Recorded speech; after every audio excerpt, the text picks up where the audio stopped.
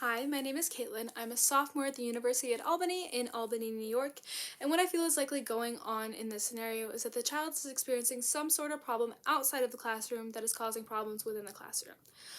Some of these issues could be a lack of sleep, problems with peers, or something more serious like an illness or intense stress within the family dynamic. What I would do upon initially noticing a change in the child's behavior is I would show them that I understand that they feel that they are unable to participate during that day's lesson, as I feel like trying to single them out or make them feel ashamed or guilty for not participating would only cause further issues and mistrust in our relationship going forward, and I would like to avoid that if at all possible. Instead, what I would do after the lesson is I would communicate with the teacher and try to understand the child's background, especially who they live with, as I know that living in any sort of atypical family dynamic, such as living with a child's grandparents or a blended family situation, would cause more adjustment issues or emotional or behavioral issues, and that would help me further understand why the child was having sort of a rough day on that day.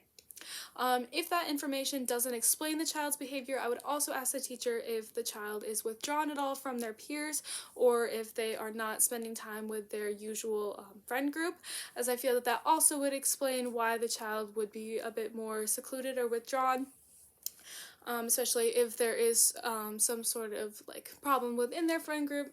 that kind of thing would lead to more stress within the classroom.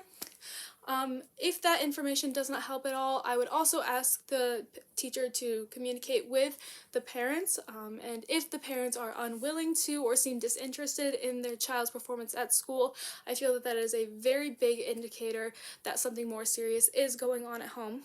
If that is the case, I would try to incorporate more social emotional learning into the lessons, as I feel, especially if I am teaching elementary school reading, there is a lot of opportunity to incorporate social emotional learning to understand more of a child's background and ways of thinking.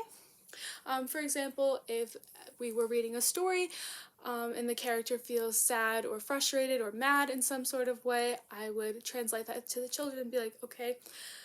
the character feels sad for this reason. What makes you guys feel upset or mad or frustrated? And then try to understand what the child